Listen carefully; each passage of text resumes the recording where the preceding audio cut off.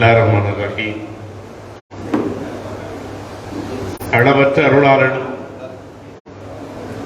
நிகரற்ற அன்புடையனுமாயுள்ள ஏகவல்ல இறையவனை போற்றி புகழ்ந்தவனமாக இந்திய அரசமைப்பு சட்டம் 1991 இயற்றிய சட்டத்தின்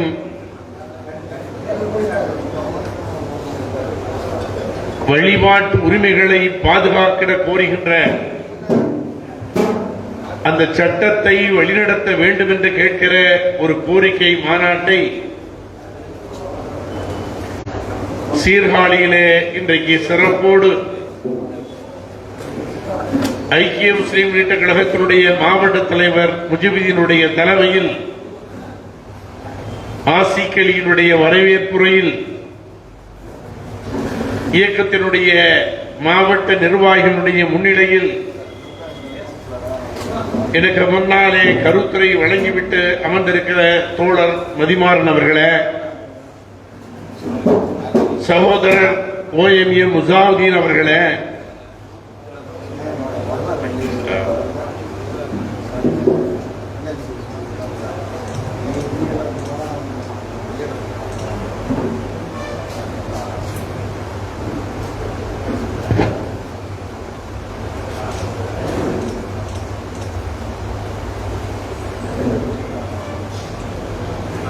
இந்திய மார்க்சிஸ்ட் கம்யூனிஸ்ட் கட்சியினுடைய தோழர் சிம்சன் அவர்களே, மக்கள் அதிகாரத்தினுடைய தோழர் ரவி அவர்களே,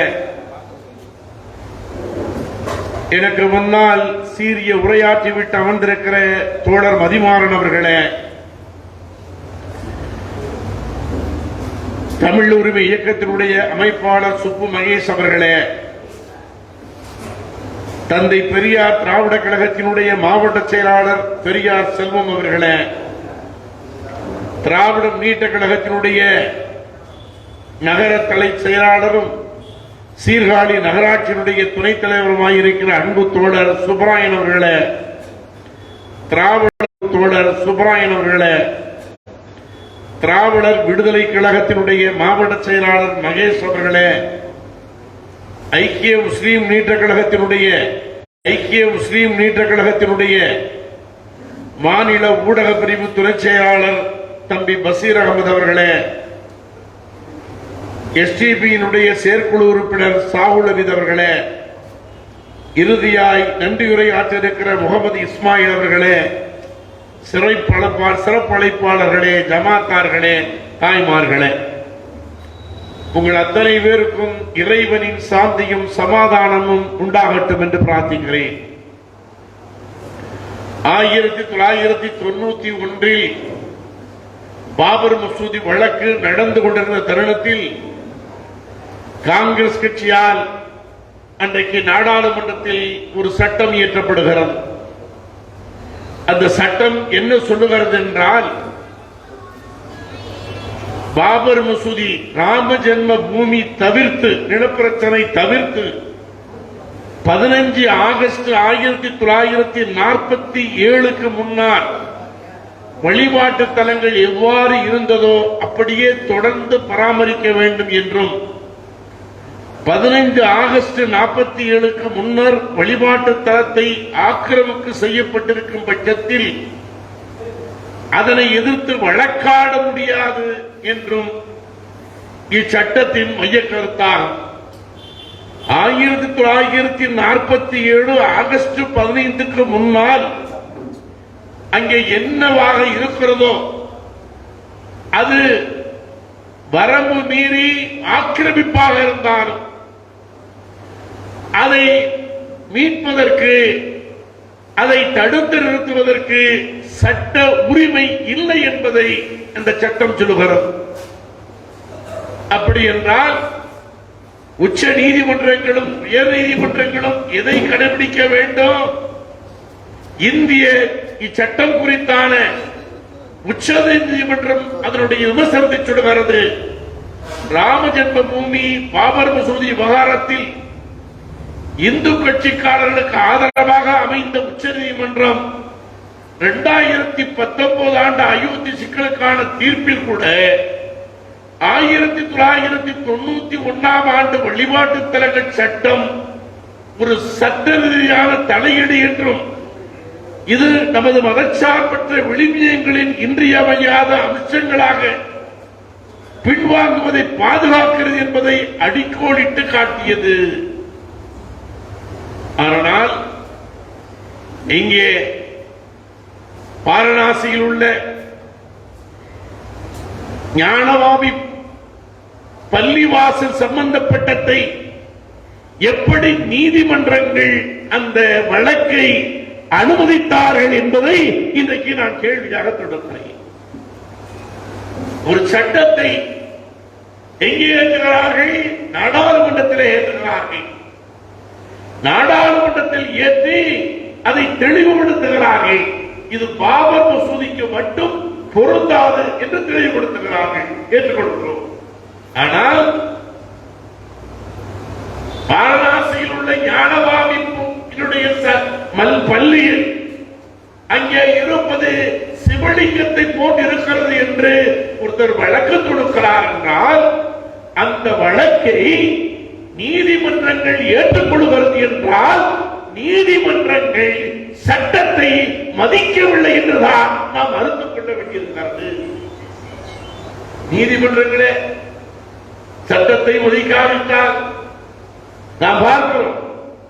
பாபர் மசூதியினுடைய தீர்ப்பிலே தெல்ல தெளிவாக சொல்லுகிறார்கள், இந்த மசூதிக்கு கீழ் எந்த விதமான கோயில்களும் இல்லை சொல்லப்படுகிறது.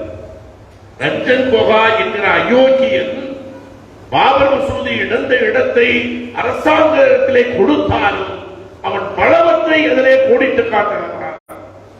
அதிலே ஒன்று, இந்த பள்ளிக்கு கீழ் எந்த கோயிலும் இருந்ததாக தொல்பொருள் ஆய்வாளர்களுடைய கூற்று நிரூபிக்கப்படவில்லை.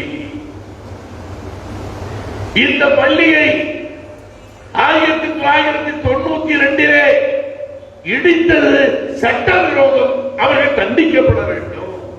சொல்வது யாரு? ரஞ்சன் கோகாய்.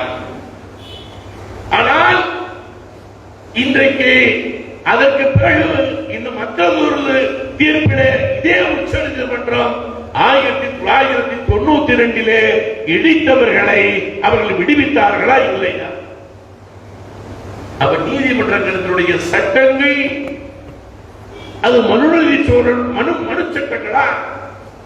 இன்றைக்கு இந்தியாவிலே அம்பேத்கருடைய சட்டங்கள் சொல்லப்பட்டாலும் இன்றைக்கு நடைமுறையில் இருப்பது மனு சட்டங்கள் தான் என்பதற்கு பல உதாரணங்களை சொல்ல முடியும். வாரணாசியில் மட்டுமல்ல, உத்தரப்பிரதேசத்தில் ராம் சனேகி காட் நகரில் உள்ள மசூதி பிரிட்டிஷ் ஆட்சி காலத்திலேயே இருந்தது. அந்த மசூதியை அங்கே இருக்கிற உத்தரப்பிரதேச அரசு அடித்து தரைமட்டமாக்கியது.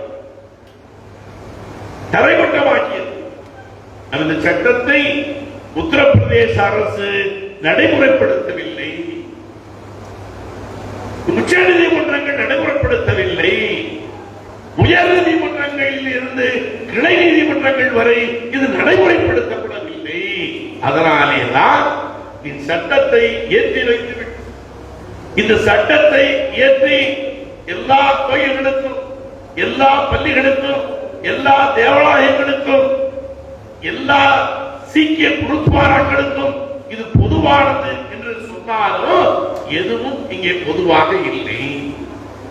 ஆனால் 1947 பிறகு இஸ்லாமிய நாடு என்று சொல்லுகிற பாகிஸ்தானிலே லாகூரில் ஒரு குருத்வார் மீது முஸ்லிம்கள் உரிமை கொண்டாடுகிறார்கள். ஒரு சீக்கிய குருத்வார் மீது முஸ்லிம்கள் உரிமை கொண்டாடுகிறார்கள். அந்த உரிமை கொண்டாடப்படுவது அங்கே இருக்கிற உச்ச நீதிமன்றத்திற்கு வழக்கு வருகிறது. இஸ்லாமியர்கள் ஆட்சி செய்கின்ற இஸ்லாமியர்களுக்கான ஆட்சி என்று சொல்லப்படுகிற பாகிஸ்தானிலே என்ன தீர்ப்பு தந்தார்கள்? இது 1947 முன்னாலேயே குருத்வாராக இருந்த காரணத்தாலே இது மீண்டும் குருத்வாராவாகவே செயல்படும் என்று தீர்ப்பு சொன்னார்கள். இங்க பாகிஸ்தானில இந்தியா ஒரு மதச்சார்பற்ற நாடு, எந்த மதத்தைக்கும் சொந்தமான நாடல்ல. அப்படிப்பட்ட ஒரு நாட்டில் இன்றைக்கு என்ன தீர்ப்புகள் வந்து கொண்டிருக்கிறது? அன்பு சகோதரர்களே, 2.5 லட்சம் ரூபாய் வருமானம் உள்ளவனாக ஒருவன் இருந்தால் வருட வருமானம், அவன் வருமான வரி செலுத்த வேண்டும். அங்கே வருமான வரி கணக்குகளை சமர்ப்பிக்க வேண்டும். இது இந்தியாவில் உள்ள சட்டம்.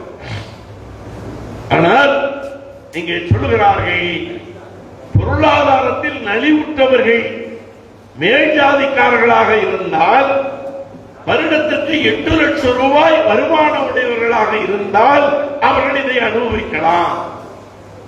அப்படி என்றால் மாதத்திற்கு 66,666 ரூபாய் சம்பாதிக்கிறவன் அவன் வறுமை கோட்டுக்கு கீழே இருக்கிறான்.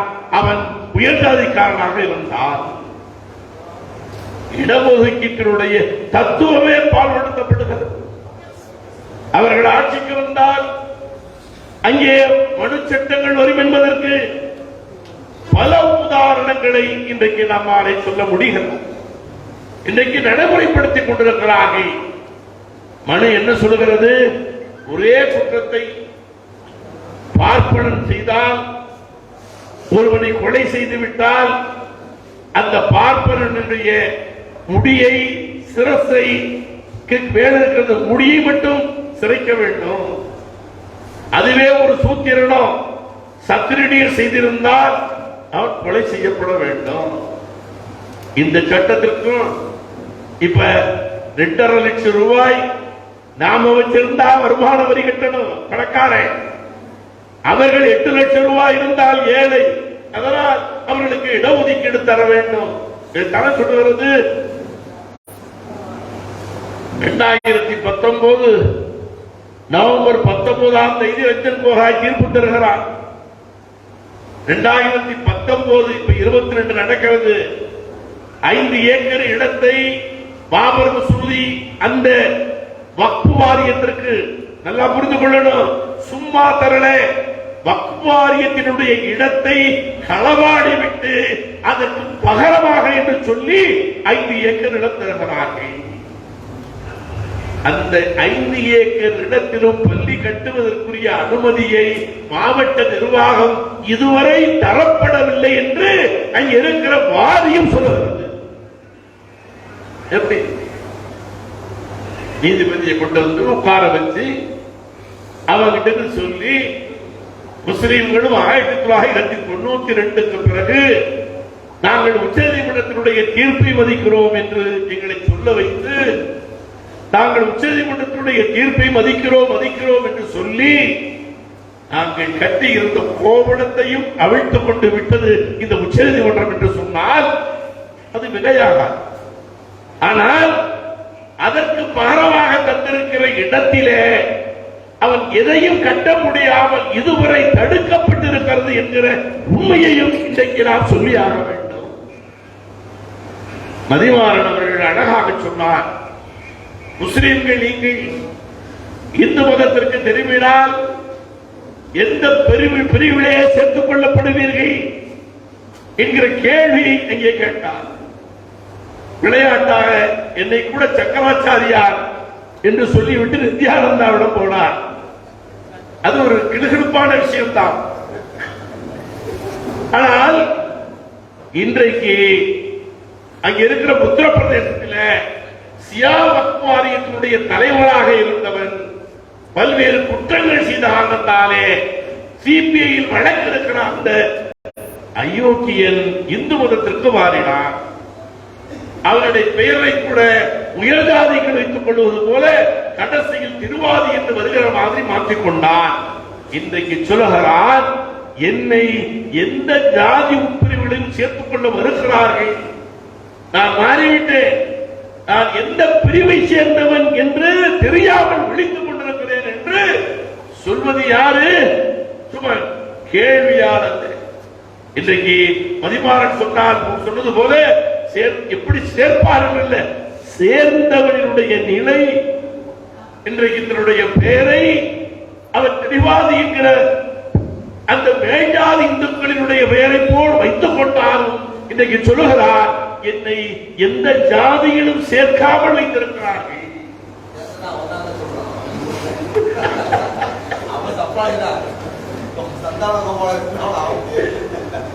அப்படி என்றால் இதுதான் இன்றைக்கு நடைமுறைகளில் இருந்து கொண்டிருக்கக்கூடிய விஷயங்கள். அன்பு சகோதரர்களே, இன்றைக்கு இயற்றப்படுகிற சட்டங்களை நம்முடைய கேள்வி எல்லாம் உச்ச நீதிமன்றங்களும் உயர் நீதிமன்றங்களும் இன்றைக்கு மதிப்பது இல்லை. அன்பு சகோதரர் அவர்கள், இன்றைக்கு கடைசியாக இன்றைக்கு திராவிட ஆட்சியிலே நமக்கு பாதுகாப்பு என்கிற இதெல்லாம் இன்றைக்கு அழகாக சொன்னார்கள். ஆனால் நான் சில கேள்விகளை இங்கே கேட்க ஆசைப்படுகிறேன். என்னவென்றால், இன்றைக்கு அவன் சங்கிகள் நம்மை அப்படி சொல்லி இருந்தால் கூட நாம் சும்மா இருந்து விடலாம். இஸ்லாமியர்களாக மாறியவர்களை தமிழ்நாட்டிலே இஸ்லாமியர்களாக மாறியவர்களுக்கு முஸ்லிம்களுக்கு வழங்குகிற 3.5 விழுக்காடு இடத்தில் அவர்களுக்கு அனுமதி இல்லை. அவர்கள் ஓபிசியில் மட்டும்தான் அவர்களுக்கு அனுமதி என்று இன்றைக்கு சொல்லப்பட்டுக் கொண்டிருக்கிறது.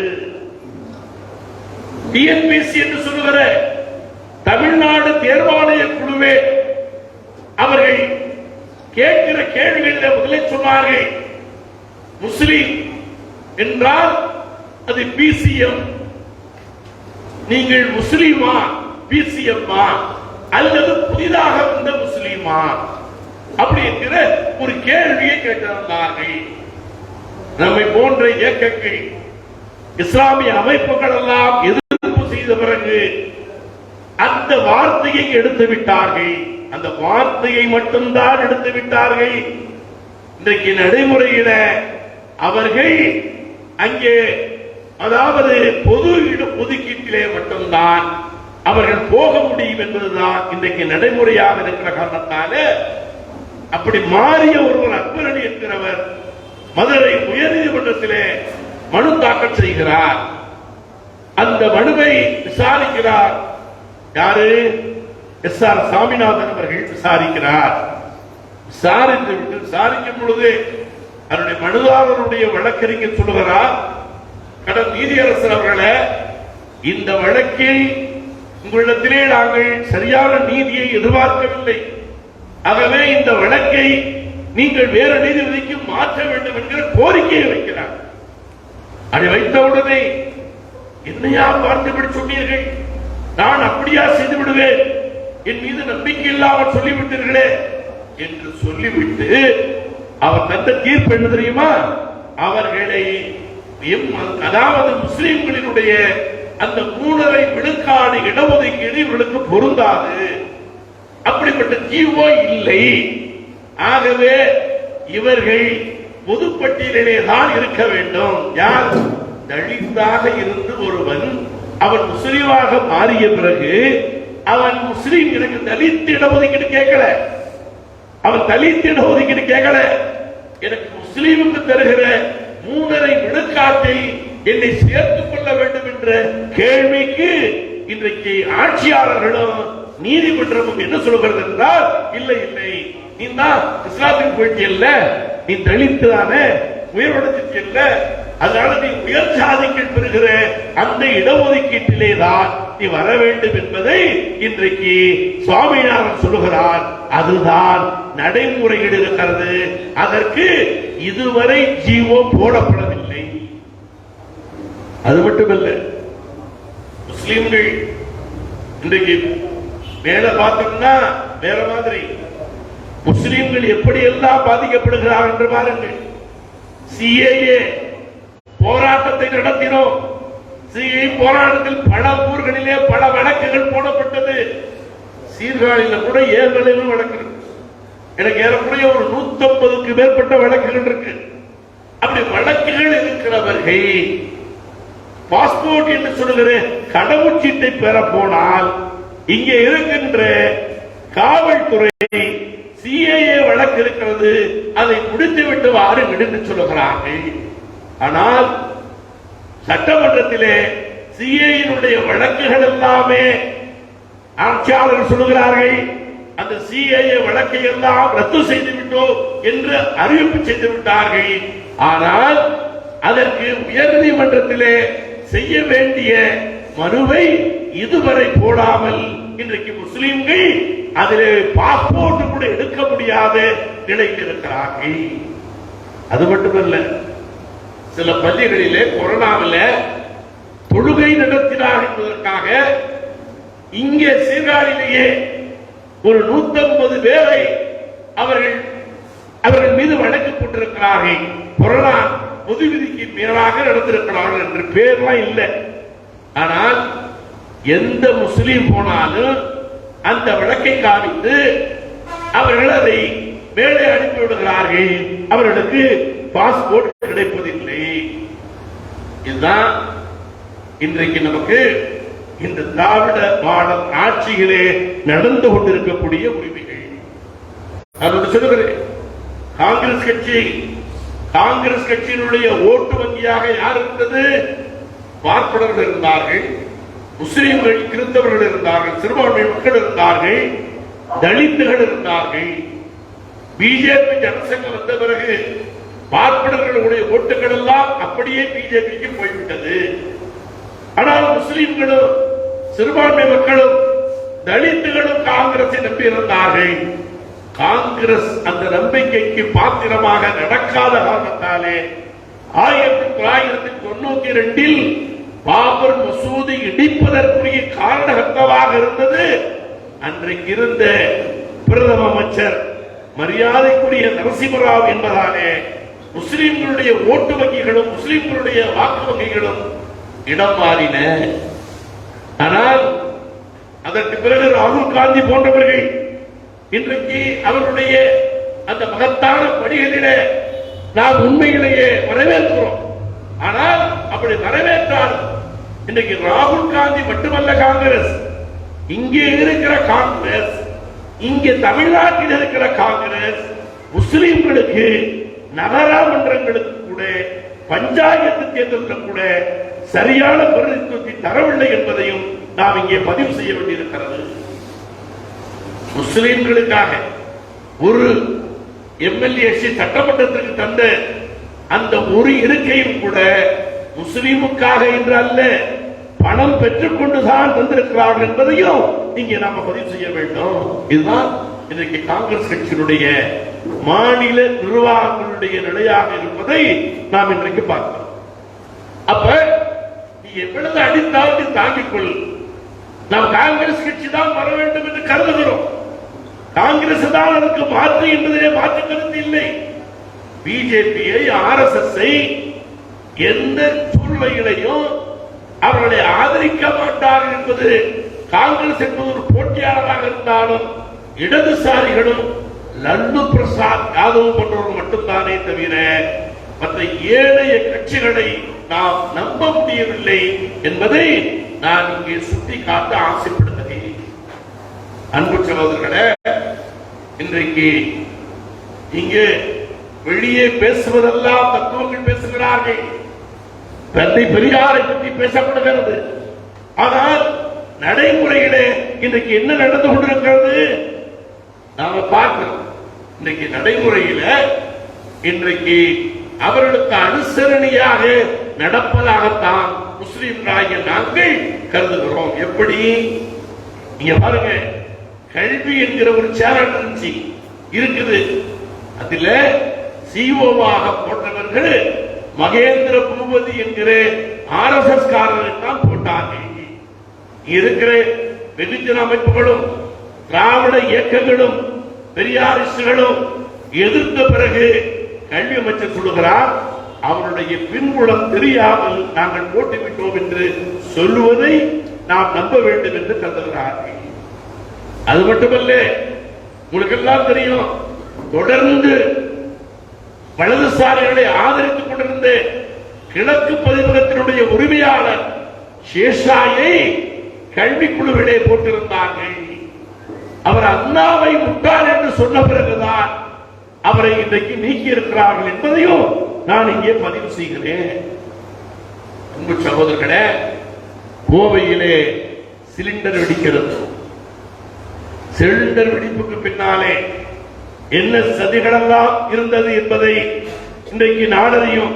ஆனால் முஸ்லிம்கள் மீண்டும் குண்டு வெடிக்கிற செயலை செய்திருக்கிறார் ஒரு மாயையை தமிழ்நாடு காவல்துறையும் ஏற்படுத்திக் கொண்டிருப்பதை நாம் இன்றைக்கு பார்க்கிறோம். தமிழ்நாட்டில் சிஐஏ, அதாவது என்ஐஏ என்கிற அமைப்பின் அறிவுறுத்தலின் பேரில் முஸ்லீம் இளைஞர்களை அவர்கள் இல்லங்களிலே போய் சோதிக்கிறோம் என்று சொல்லி முஸ்லீம் இல்லங்களிலே சென்று சோதிப்பதற்காக ஒவ்வொரு இடங்களிலேயும் 50-60க்கு மேற்பட்ட காவலர்களை அழைத்து சென்று அந்த பகுதியையே ரணகளமாக்கி விடுகிறார்கள் இன்றைக்கு இருக்கிற தமிழக அரசு காவல்துறை. அந்த இளைஞர்கள் சமுதாயத்தின் மீது, சமுதாய மக்களுக்கு முன்னாலும் ஏழைய சமுதாயத்தின் மக்களுக்கு முன்னாலும் தனிமைப்படுத்தப்படுகிறார்கள். அவர்கள் மீது எந்த வழக்கம் இல்லை, அவர்கள் மீது எதுவும் இல்லை என்று பிறகு அவர்களை விட்டுவிட்டாலும், ஆனால் அவர்கள் மீது இருக்கிற இவர்கள் ஏற்படுத்தி இருக்கிற அந்த மாசு பாபர் மசூதி இடிப்புக்கு பிறகு 1995க்கு பிறகு காவல்துறை முஸ்லீம் இளைஞர்களை எவ்வாறு நடத்தியதோ அதுபோல் இன்றைக்கு நடத்தி கொண்டிருக்கிறார்கள் என்பதையும் நான் இங்கே பதிவு செய்ய விரும்புகிறேன். ஏன் இங்கே இதையெல்லாம் பதிவு செய்கிறார்? தோழர் மதிவாணன் சம்பந்தப்பட்ட திராவிட முன்னேற்ற கழகத்துக்காரர்களுக்கு இவைகளை அவர் எத்தி வைக்க வேண்டும் என்பதற்காகத்தான் இந்த மேடையிலே நான் இதை பதிவு செய்கிறேன். தொடர்ந்து அது மட்டுமல்ல, இன்றைக்கு என்ஐஏயால் சோதிக்கப்படுகிறவர்கள், என்ஐஏயால் அவர்கள் குற்றவாளிகளை போல் நடத்தப்படுகிற அவர்கள் இங்க இருக்கிற என்ஐஏ அதிகாரிகள் சந்தித்து என்ன சொல்லுகிறார்கள் தெரியுமா? நீங்கள் பிஎஃப்ஐக்கு எதிராக நீங்கள் வாக்குமூலம் தாருங்கள். அப்படி நீங்கள் வாக்குமூலம் தந்தால் உங்களை அந்த வாக்குமூலங்கள் பாதுகாக்கப்படும். அந்த வாக்குமூல பாதுகாப்பு மட்டுமல்ல, உங்கள் குழந்தைகளை நல்ல பள்ளிகளிலே சேர்ப்பதற்குரிய அத்தனை உதவிகளையும் நாங்கள் செய்கிறோம். உங்களுடைய பொருளாதாரத்தை எப்படி வேலூர் இப்ராஹிமுடைய பொருளாதாரத்தை உயர்த்தியிருக்கிறார்களோ அதுபோல உங்களுடைய பொருளாதாரத்தையும் உயர்த்துகிறோம் என்று சொல்லி இன்றைக்கு அவர்கள் ஈடுபட்டுக் கொண்டிருப்பதை நாம பார்க்கிறோம். அன்பு சகோதரர்களே, கோவையிலே நடந்த அந்த சிலிண்டர் வெடிப்பு குண்டு அப்படி வெடித்ததை பற்றி நான் ஒரு காவல்துறை உயரதிகாரத்திலே பேசுகிறேன். வெடித்த உடனேயே அதை தொடர்பு கொள்கிறேன். இது என்னையா அப்படி நடந்திருக்கிறது, அதனுடைய உண்மைத்தன்மை என்ன என்று கேட்கும் பொழுது இது ரிமோட் கண்ட்ரோல் வைத்து வெடிக்கப்பட்டிருப்பதாக கருதுகிறோம், அதற்குரிய ஆவணங்கள் சிக்கி இருக்கின்றன என்பது தான் முதல் விசாரணையிலே சொன்னார்கள். ஆனால் ரிமோட் கண்ட்ரோலில் வைத்து வெடித்ததாக இருந்தால் ஜமேஷாவிற்கும் இந்த குண்டுவெடிப்புக்கு தொடர்பு இல்லை. ஏனென்று கேட்டால் ஜமேஷா என்பவர் 2019க்கு முன்பிருந்து என்ஐஏயால் விசாரிக்கப்பட்டவர். நான் கேட்கிறேன், என்ஐஏயால் விசாரிக்கப்பட்டவரை என்ன சொல்கிறார்கள்? இலங்கையிலே நடந்த குண்டுவெடிப்பிலே கைது செய்யப்பட்டிருக்கக்கூடிய கேரளாவில் இருப்பவரை இவர் போய் பார்த்தார். அங்கே இருக்கிற தீவிரவாதிகளை எல்லாம் சிறையிலே சந்தித்தார். இவர் வெடிபொருள்களை ஆன்லைனில் வர்த்தகம் இன்றைக்கு அமேசானிலையும் பிளிப்கார்ட்டிலையும் வாங்கினார் என்று இவர் குற்றச்சாட்டுகிறார்கள். அந்த குற்றச்சாட்டு உண்மையாக இருந்தால், அப்படி உண்மையாக இருந்தால் நீங்கள் என்ன செய்து கொண்டிருந்தீர்கள்? சிறைத்துக் கொண்டிருந்தீர்களா? நீங்க கண்காணித்திருக்கணுமா இல்லையா? அப்ப நீங்கள் கண்காணிக்கப்பட வேண்டிய ஒரு நபர் அவர் என்னவெல்லாம் செய்கிறார் என்பதை அவர் வெடித்து 2-3 மணிகளுக்குள்ளாகவே அவர் இவ்வாறு செய்தார் என்கூடிய செய்திகள் வருகிறது என்றால் இது திட்டமிடப்பட்டு இதை 2024 தேர்தலுக்காக நடத்துகிற ஒத்திகை என்பதை நாம் மறந்துவிடக் கூடாது. அது மட்டுமல்ல, வேலூர் இப்ராஹிம் சொல்லுகிறார் 6 மாதத்துல எத்தனை வெடி வெடிக்க போது பாருங்க. யார் சொல்லுவது? வேலூர் இப்ராஹிம் சொல்லுகிறார். அது மட்டுமல்ல, ஜமேசாவுடைய மரணத்துக்கு பின்னால் கைது செய்யப்பட்டிருக்கிற சில இளைஞர்கள் வேலூர் இப்ராஹிம் வைத்திருந்த ஏகத்துவ பேரவையிலே அவர்கள் இணைந்து செயல்பட்டார்கள் என்கிற செய்தியும் வந்ததாக, அப்படி ஒரு செய்தி வருவது உண்மை இல்லை என்று வேலூர் இப்ராஹிமே சொன்னார். அப்படி என்றால் இதை நடத்தியவர்கள், நடத்துகிறவர்கள் யார்? அப்படி அவர்களை நடத்துவதற்கு தமிழக காவல்துறை அவர்களுக்கு உறுதுணையாக இருக்கிறதா? எனக்கு ஒரு சந்தேகம் இருக்கிறது. முதலமைச்சர் ஸ்டாலின் அவர்கள், தளபதி ஸ்டாலின் அவர்கள் பதவி ஏற்பதற்கு முன்பாக எல்லா அதிகாரிகளும் ஐஏஎஸ் அதிகாரிகளும் சந்தித்தார்கள். அப்படி சந்திக்கும் பொழுது தமிழிசை அவர்கள் அன்றைக்கு முதலமைச்சராக ஆகப் போகிற தளபதி ஸ்டாலின் அவர்களை சந்தித்தார். அப்பொழுது ஒரு செய்தி வந்தது, நீங்கள் ஆட்சிக்கு வந்தால் இங்கே தலைமை காவல்துறை அதிகாரியாக சைலேந்திர பாபு அவர்களை நியமிக்க வேண்டும் என்று அவர் சிபாரிசு செய்திருக்கிறார். அது நாடார் லாபி என்று முதலிலே சொன்னார்கள். இப்பொழுது நான் கேட்கிறேன், அப்படி அது உண்மையாக இருந்தால் அது நாடார் லாபியா இல்லது பிஜேபிக்கு உறுதுணையாக உள்ள ஒருவரை இங்கே இயக்குநராக ஆக்க வேண்டும் என்று அவர்கள் கேட்டுக்கொண்டு அதன் பிரகாரம் இங்கே வைத்திருக்கிறார்களா என்கிற சந்தேகத்தை இந்த அவையிலே நான் எழுப்ப கடமைப்பட்டிருக்கிறேன். அன்பு சகோதரர்களே, இன்றைக்கு முஸ்லிம்களுடைய வாக்குகள் வேண்டும். முஸ்லிம்களுடைய வாக்குகள் பிஜேபியினுடைய எதிர்ப்பை மட்டும் காரணம் காட்டி இன்றைக்கு பல இயக்கங்கள் அதை கைப்பற்ற நினைக்கின்றார்கள். ஆனால் முஸ்லிம்களுக்கு எதுவும் செய்ய வேண்டியது இல்லை. பிஜேபி இன்றைக்கு முஸ்லிம்களை தங்கள் பொருளை காமித்து, பெண்ணை காமித்து அவர்கள் அந்த பக்கம் எடுத்து வைத்திருக்கிறார்கள். கொஞ்சம் பேரை, இன்னும் சில அமைப்புகளை கூட, முஸ்லிம் அமைப்புகளை கூட அவர்கள் எடுத்து வைத்திருக்கிறார்கள். எனக்கு தெரிய பல அமைப்புகளிலே இருக்கக்கூடியவர்கள் பிஜேபியினுடைய அடிவடிகளாக, அது மட்டுமல்ல உளவுத்துறையினுடைய ஏவலர்களாகவே செயல்பட்டுக் கொண்டிருப்பதை நாம் இன்றைக்கு பார்க்கிறோம். இன்றைக்கு பத்திரிகையாளர்கள், அன்றைக்கு பத்திரிகையாளர்களை பிஜேபிகள் விலை கொடுத்து வாங்கி இருக்கிறார்கள். இன்றைக்கு கூட ஒரு பத்திரிகையாளத்திலே பேசினேன். அவர் ஒரு பெயரை சொல்லி இனிமேல் அவர் பிஜேபிக்கு எதிராக பேச மாட்டார். மிக அதிகமாக பிஜேபிக்கு எதிராக பேசிய ஒரு பத்திரிகை சகோதரரை பெயரை சொல்லி அவர்கள் வாங்கிவிட்டார்கள். இனிமேல் அவர்களை சாடி அவர்களை விமர்சித்து அவர் பேச மாட்டார் என்று சொல்லுகிற ஒரு சூழ்நிலையை இன்றைக்கு உண்டாக்கிக் கொண்டிருக்கிறார்கள். பிஜேபிக்காரர்கள் மிரட்டி பெறுகிறார்கள், கொடுக்க வேண்டியதை கொடுத்து பெறுகிறார்கள்.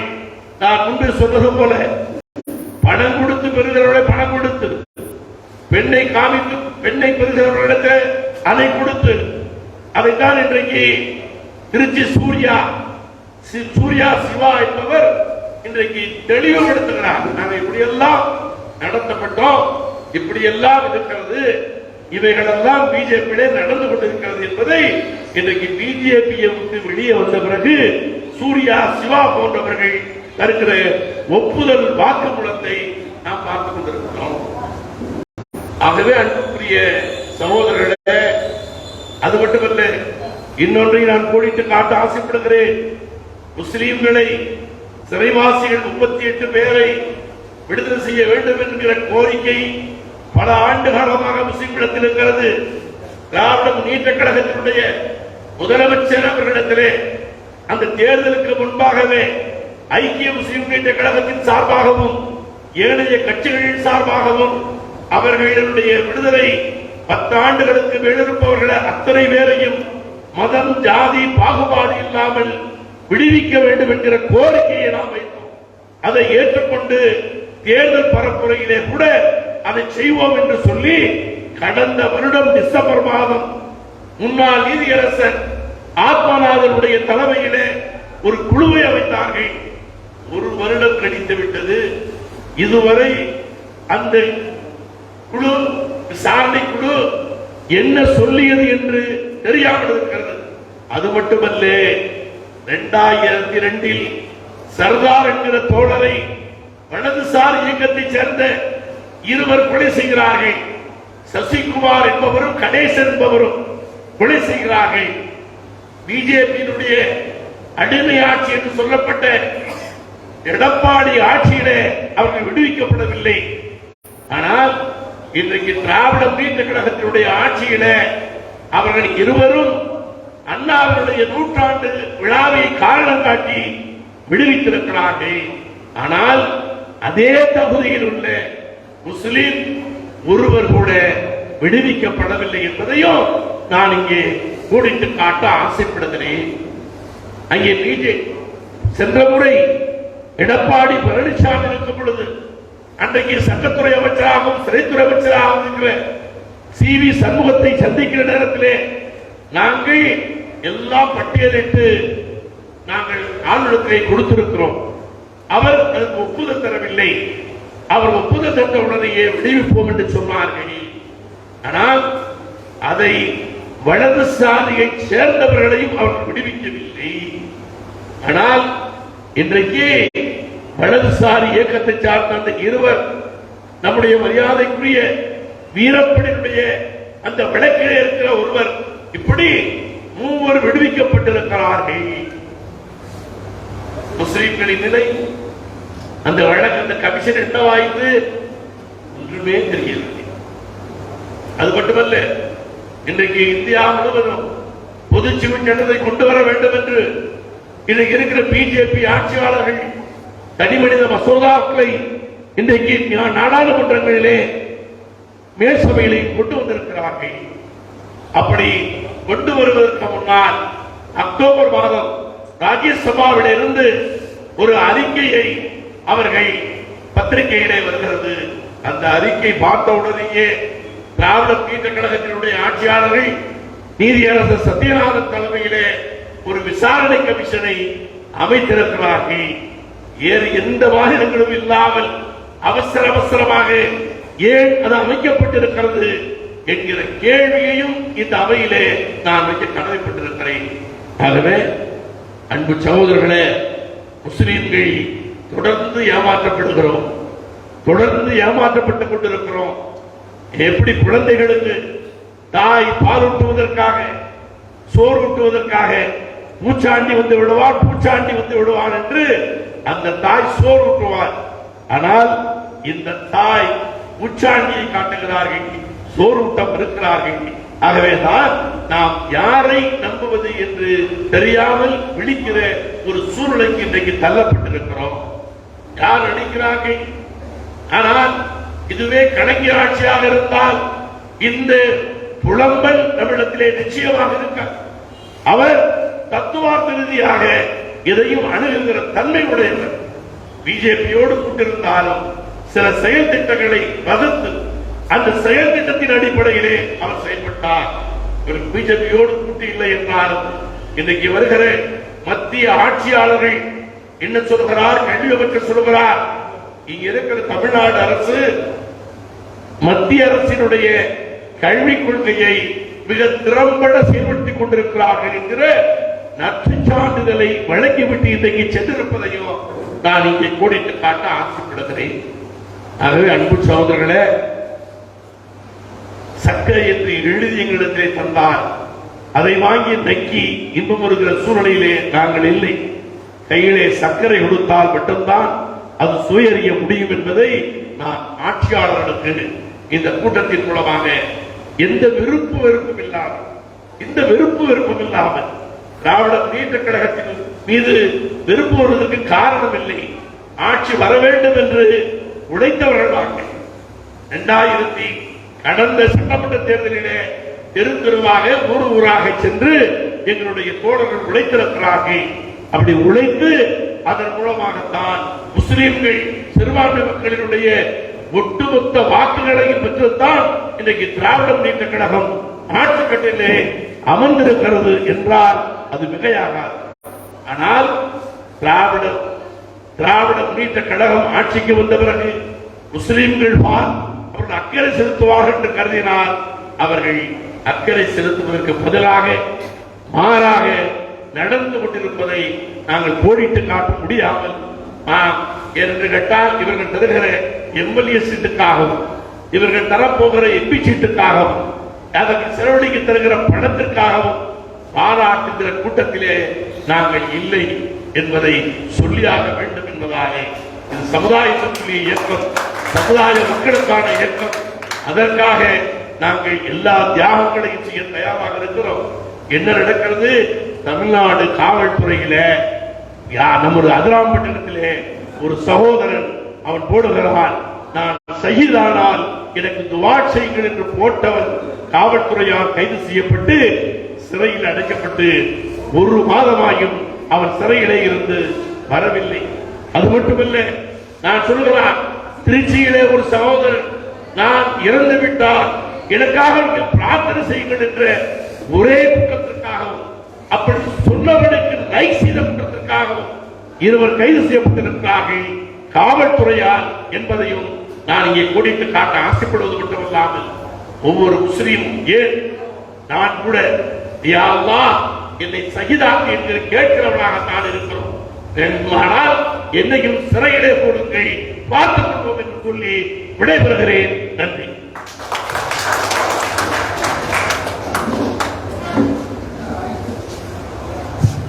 அமர்வோம். அதாவது எனக்கு பேசுறதுக்கு வாய்ப்பு இல்லாம என்னை வச்சுக்கிட்டு திமுக எல்லா குற்றத்தையும் சொல்லி முடிச்சிட்டாரு. இது ஜனநாயகம் இல்லை. நான் சொல்றேன் பேசுறதுக்கு வாய்ப்பு இல்லை. நீங்க என்ன கூப்பிட்டு இருக்க கூடாது. நான் சொல்றேன், உங்களுக்கு மாற்று கருத்து இருந்தா என்ன கூப்பிட்டு இருக்க கூடாது. நீங்க